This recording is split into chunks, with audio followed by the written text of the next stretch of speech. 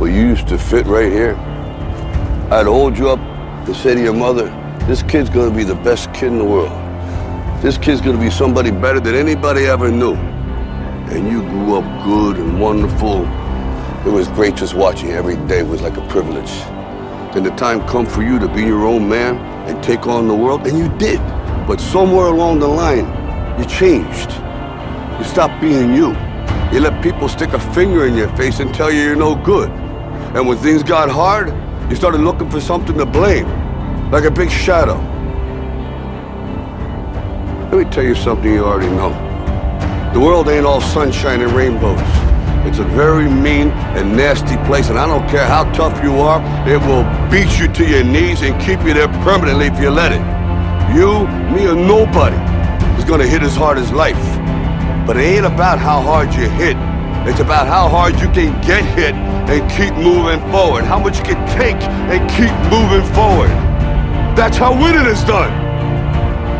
Now, if you know what you're worth, now go out and get what you're worth. But you gotta be willing to take the hits and not pointing fingers saying you ain't where you wanna be because of him or her or anybody. Cowards do that, and that ain't you. You're better than that. When you wake up in the morning, say thank you for grace.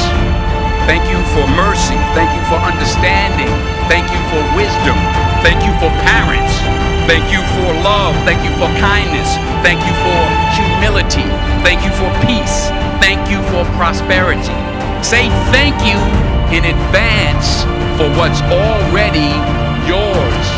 It's how I live my life. That's why I am, one of the reasons why I am today. Say thank you in advance for what is already yours. True desire in the heart for anything good is God's proof to you, sent beforehand to indicate that it's yours already. I'll say it again.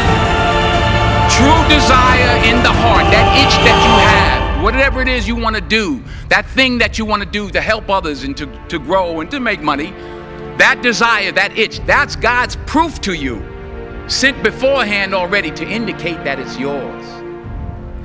And anything you want good, you can have. So claim it. Work hard to get it. When you get it, reach back. Pull someone else up. Each one, teach one. Don't just aspire to make a living. Aspire to make a difference. But imagine, if you will, being on your deathbed and standing around your bed, the ghost of the ideas, the dreams, the abilities, the talents given to you by life, and that you, for whatever reason, you never acted on those ideas. You never pursued that dream. You never used those talents. We never saw your leadership. You never used your voice. You never wrote that book. And there they are standing around your bed looking at you with large angry eyes saying, we came to you and only you could have given us life. Now we must die with you forever. The question is, if you die today, what ideas, what dreams, what abilities, what talents, what gifts will die with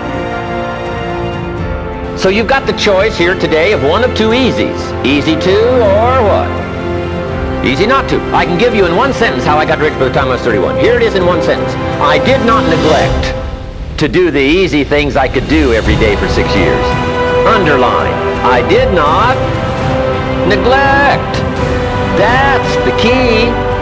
I found something easy I could do that led to fortune, and I did not neglect to do it. Major reason for not having everything you want in America. Major reason for not having more of what you want in America. More health, more money, more power, more influence, more everything. Major reason why you don't get it. Simple answer. Neglect. Neglect. And here's the problem with neglect. It starts as an infection. And if you don't take care of it, it becomes a disease. And here's what else is the problem. One neglect leads to another. Neglect to do wise things with your money, you'll probably neglect to do wise things with your time. Neglect to do wise things with your time, you'll probably neglect to do wise things with your business. One leads to another, leads to another. Pretty soon, neglect has you by the throat, emptying your purse, emptying your heart, emptying all of your chances for equities and power and all the good things. Neglect. What if you should be walking around the block every day for your good health and you don't? I'm telling you, you're on the wrong track. You should do it, you could do it, you don't do it. That's called formula for disaster. All you've got to do is let that and a few other things accumulate for 6 years, and now you're driving what you don't want to drive, wearing what you don't want to wear, living where you don't want to live, doing what you don't want to do, maybe having become what you really didn't want to become. I'm telling you, that's it. Just neglect along, drift along, and it's got you by the throat. It'll take all your values, leave you with just a little bit of dust in a summer wind, and it'll soon be gone. I hope I said that well. That's it. It's where I found myself at age 25 until my teacher came along and said, Mr. Rohn, up till now you've messed up. Let's see if we can't clean that up and change it all. I did. Changed my life. Not just the money, all the rest of the values that came pouring in when I understood that it was me. It was me